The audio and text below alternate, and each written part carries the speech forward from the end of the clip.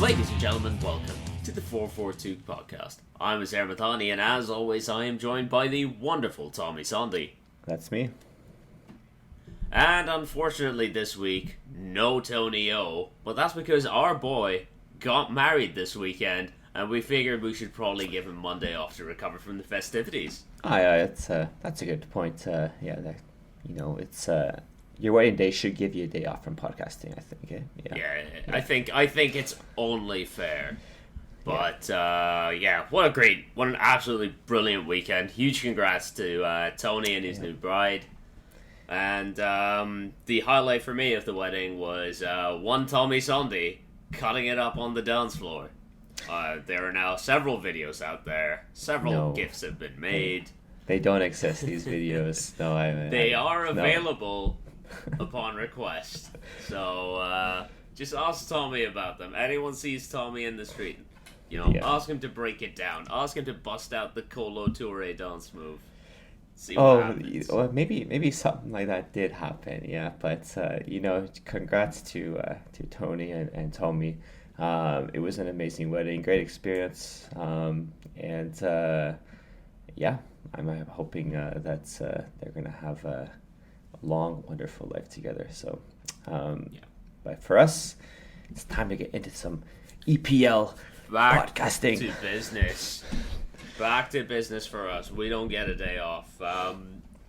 Let's kick things off with Newcastle 1, Liverpool 2, coming off the bench to Darwin the game. Darwin Nunez, just wow. It's funny because the first two games of the season of Liverpool, he hasn't really been part of much, right? He didn't start those games, right? And he didn't start this one either. It was a similar case to the previous two where he was coming on for like the last 20 minutes or so, except in this one, he had two chances fall his way and he was lethal with them. Oh, those finishes were like top class. The defender who was it on his first Bachmann, goal? I think. Bachmann, kind of fumble. His position kind of weird, right? He fumbles the ball, goes kind of behind him. Kind of an odd situation there, but Darwin takes advantage. Maybe he's. I'm actually hoping for the guy because I actually like him as a player. I hope. He plays for Liverpool. We're not hoping for the guy. I kind of hope that he has a good season this year. I hope he has a good season, but not at Liverpool. Not Liverpool. Okay. Score buckets of goals for Uruguay, please. Okay, we can do that too.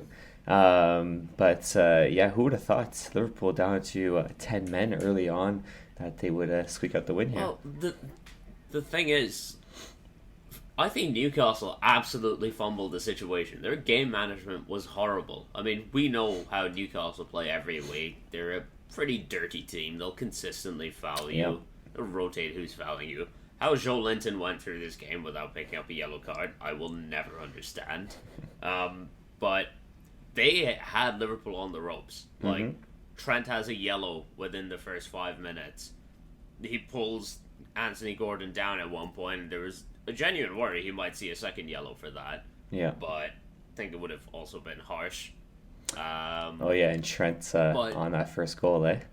Oh, Jesus Christ. It might have been better for Liverpool if he had been sent off. Yeah. Like, just letting the ball roll under his studs you don't see that, like, Anthony ever. Gordon run through like that. Oh, man. But that's the kind of stuff that you would get roasted for in men's league, let alone at Premier League level. Yeah. And then he gets beat again for the Van Dijk red card. Saw some debate online about that. I don't see if there's any, because he gets the ball, but, clatters through Isak to get it. He's lost man outside the box.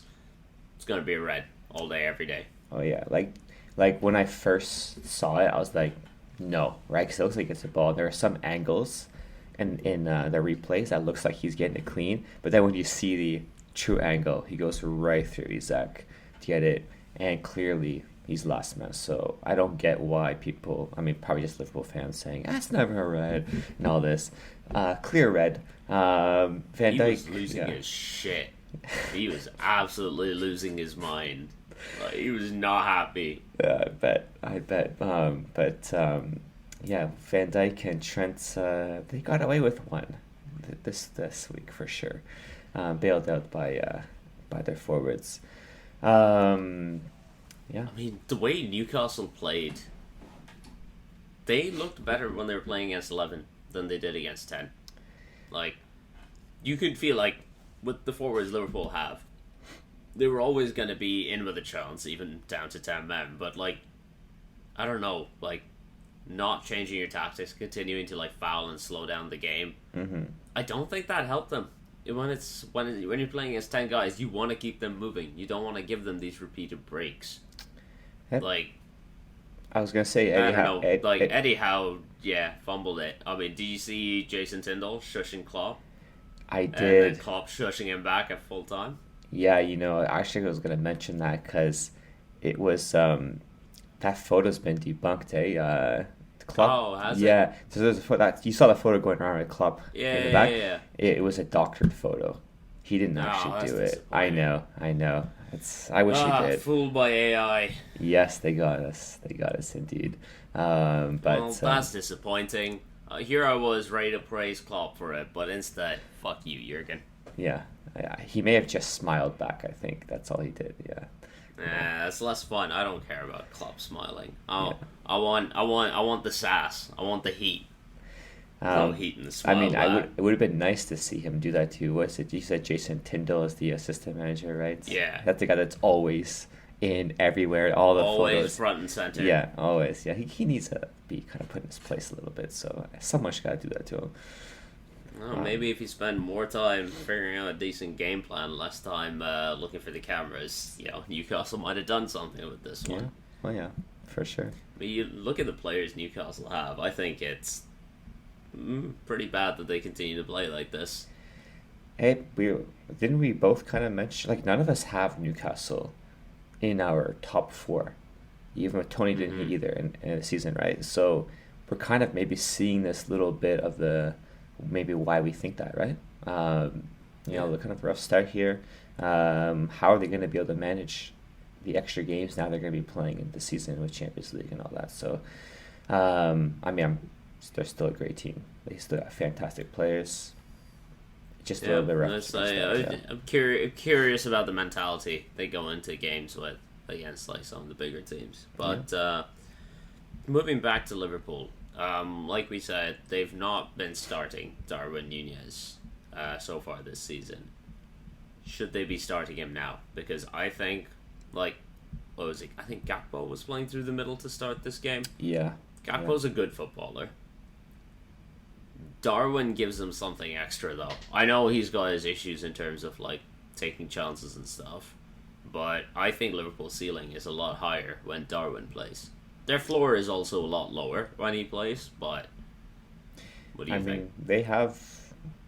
For Liverpool, they have options, right? Like I said, Gakpo plays in the middle. Honestly, haven't they played Jota through the middle sometimes as well? I'm sure that's happened in some games. He came off the bench as well yesterday, I think. For them, at least they have options to do that. Like I said at the start, I like Darwin. As a player, the profile of a player that I want to see. I'd love to see at Chelsea, to be honest, but I just kind of think. Let's be honest, Darwin at Chelsea would go the way of Timo Werner. Oh yeah, he wouldn't score a goal. No. But the profile of his player is someone that I would like to see. So I'm hoping he does have a nice season this year. Who knows? Will he start or not? For me, they've got a great amount of attackers that I feel like they're not going to be shy of scoring. You know what I mean? That's not going to be their... No, I don't think goals are going to be the issue for Liverpool this year. And there was a lot of talk this week of potentially Saudi Arabia putting in a bid for Salah, and trying to get him... entice him over. I think Klopp in his press conference pretty much shut that down. Everyone's been shutting that down. I don't think he's going to go this year. Maybe next year, because I think he has 1 year left on his contract after this year. Yeah, if I'm not mistaken. I would not be surprised for sure if he does go. I would actually not be surprised if for some reason he ended up going this summer. I don't think it's going to happen. Because this summer would surprise me a little bit, but Liverpool he's still the main man there. Played a lovely ball through for the winning goal, but enjoy your week, Liverpool fans. Hope it all comes crashing down very soon. let's move on to Arsenal 2, Fulham 2. Probably best that Tony isn't here to talk about this one, as Arsenal did their best to ruin his wedding day. Yeah, they couldn't get a win on his wedding day. Like, come on, Arsenal. Couldn't give him a birthday present. Tony, you see, this team isn't right for you, my friend. Yeah. They don't care about you. Yeah, it's time to time to move on from cheering for these guys. But when you start like that, I mean, beautiful through ball from Bukayo Saka. Oh, beauty. You know, stuff we've seen him do so often over the last couple of years. Just unfortunately, it was straight to Andreas Pereira, who I really liked his decision to wait until Ramsdale turned his back before shooting. Yeah. Ramsdale's rushing back into his own goal. Pereira waits for the moment he actually flips his hips and turns around. Yeah. And then shoots and just completely fucks over Ramsdale because now he doesn't have to put power into it. Yeah. He just has to place it. It was weird. The commentators were saying, "Oh, he's kind of scuffed his shot or this or that." I'm like, are you guys watching the same thing? Like, he meant everything he was doing. He wanted near post because Ramsdale was thinking, "Oh, he's gonna go over my head," and then he falls down. It was perfect. Yeah. But again, Arsenal. Another poor start at the Emirates, but it took him a while to really get that equalizer, and it was a penalty, right? Yes, it was. Oh, I can't remember who was brought down. Was it Fabio Vieira who was brought down? I think so. Yeah. He actually. Yeah. Vieira had a good impact in the second half. Actually, for both goals too, but good pen from Saka. And then I'd like Arsenal to come out and tell us who their penalty taker is, because we've seen them take 2 penalties so far this season. It's been Odegaard, it's been Saka, and this stresses me out in fantasy. Yeah. You can't be doing this shit, man. I only have the money for one Arsenal player in my midfield. I need to know which one I need to have. You need to have both. Honestly, for Arsenal, you need that's the pairing you need is those two. I'll have to sell Salah, and I'm not doing that. I know someone's got to be much sacrificed. like Liverpool, I am not selling Salah. Yeah, I don't know what to say, but for me, it's you gotta have both in your team, just because their impact is too good in fantasy. But you're right, you know what I mean. Come on, pick a PK taker. So I want to know too. Be straight up with this. But and they got a penalty, and what was it, like a minute later, it was a beautiful cross from Fabio Vieira, and then Nketiah with a great finish, and it's like it looks like Arsenal have turned it around. You know what I mean? Like there's the result that we were expecting, and then they fuck it up. Then they fuck it up again. They don't do a good job of keeping clean sheets at home. It's something like, I can't remember the exact stat, but they're very good at keeping clean sheets away from home and very bad keeping them at home, which is a curious thing because you'll normally see it be the other way around. Yeah, it's just a lot tighter defensively away from home. I don't know what causes that, but yeah, I remember, Tony was saying we were doing those predictions where they were playing Palace, and Tony's like, "Oh, we're away from home. We'll keep a clean sheet." I'm like, okay, he knows. I'm wondering, I don't remember Ramsdale doing. He's not really at fault for any of these goals, to be honest. But I'm just wondering if this is the time where Arsenal's time to give Raya a shot. You know, he hasn't played yet. I do wonder how long Ramsdale's leash is. I think we will see, because it's the League Cup in midweek this week. I'm sure we'll see Raya get his first start in that. If he plays well, pressure starts to build on Ramsdale. Yeah, I don't know. I can't remember it's only a few games into the season, but I don't think we've seen a standout performance from Ramsdale yet. But coming back to the equalizer, it's Fulham are down to 10 men at this point. It's a simple corner. It's just dropped right into the middle of the penalty area, and Arsenal are just standing around watching. And that is some terrible it's a good finish. Good finish from João Palhinha. But I think it's Saka's man. He doesn't mark him. But no one else moves either. If you're defending a corner and it's landing at foot level without anyone challenging for it, that's bad. It just completely reminds me of what I see in men's league all the time. It's to put a ball in the box. People are just they're in their positions, but you don't really see that fight. You know what I mean? Just kind of standing around oh, you got it, and they just watch. Like I see that all the time in men's league, and it's completely frustrating. But I gotta give it to Paulinho. It was a great finish. You know what I mean? He finds the one gap in the players to put it in first time, and honestly, for Fulham, you'd have to say deserved points. You know what I mean? It's not really like down at 10 minutes. They've not had a very good start to the season. Like No. they got 3 points against Everton, but they didn't look good in that game. And then they got slapped by Brentford last week. Yeah. So Much needed. it's a very, very good performance and a very, very good point for them. I'm wondering with Fulham because they sold why am I blanking on the striker?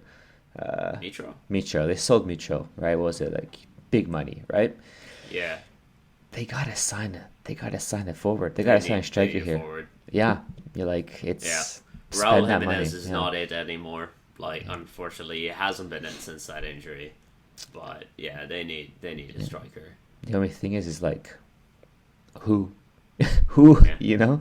That's you had your striker. You know what I mean? You had your guy. I'm That's just saying, Fulham.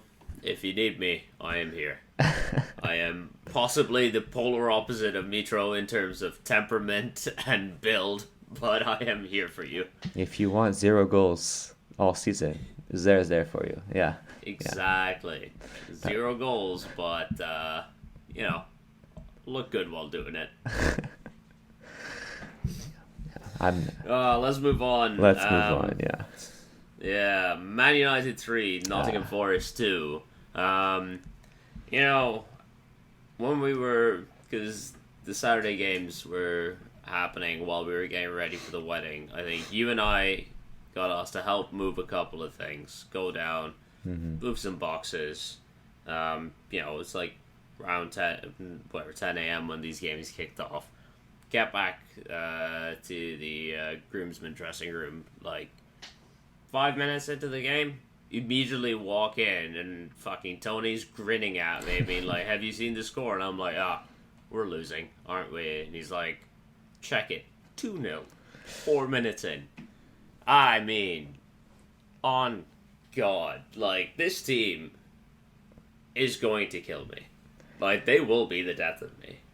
Yeah, when you start like that, I mean, I gotta give it to Owoni, like that first goal, like he just fuck me. He outworked, sat Onana down. Yeah, it was. And people were blaming Onana. I'm just like, come on, it's a 1v1. He's got to guess one way or the other, and he got.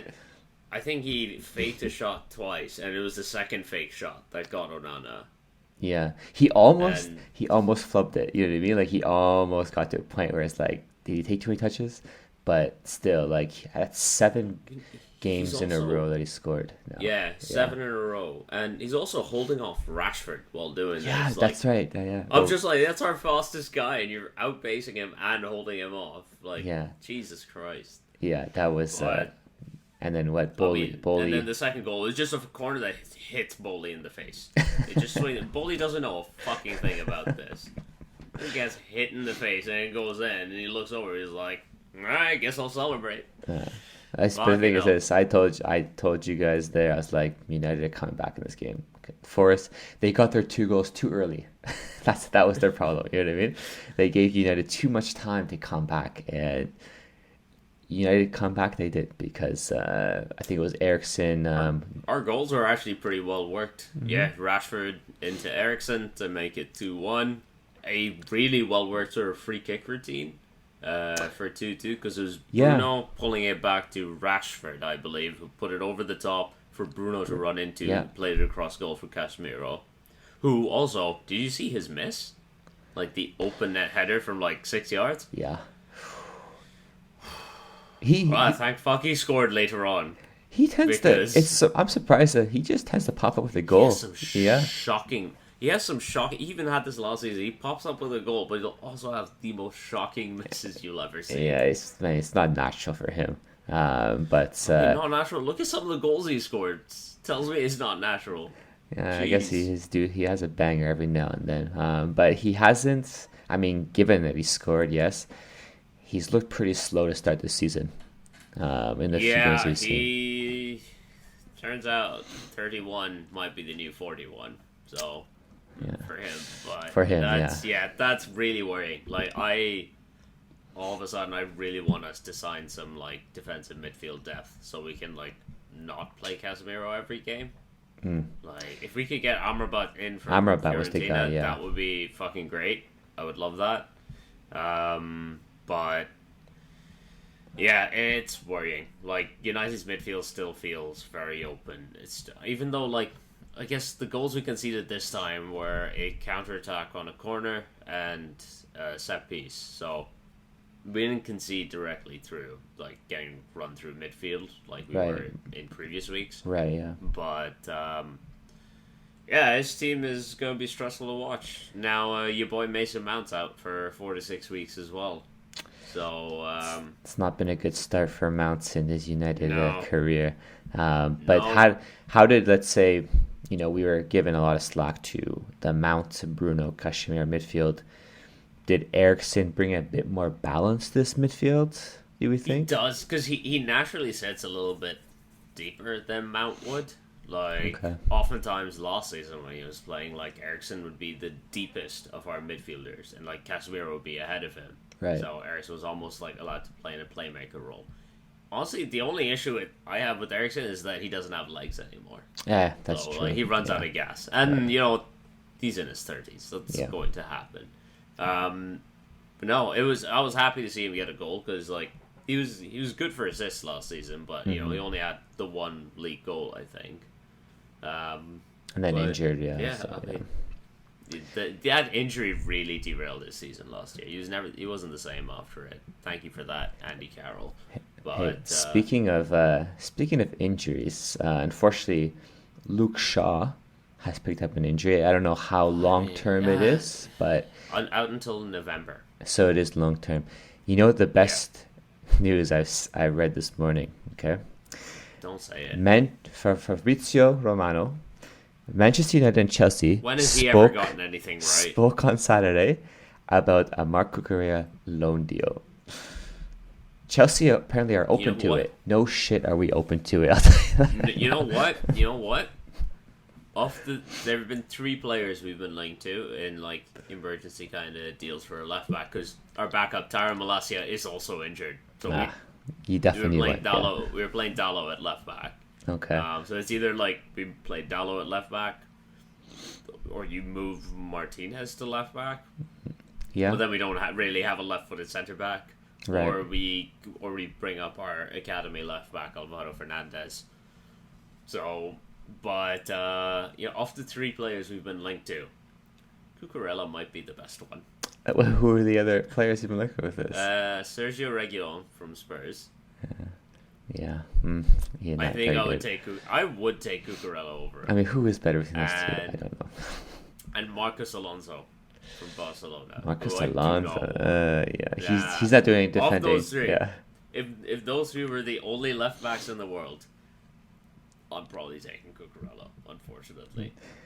Yeah, I mean, I'm not happy about it, but if you're looking for an emergency loan deal, this is the kind of market you're in. This is the shades of Wout Weghorst getting signed in January.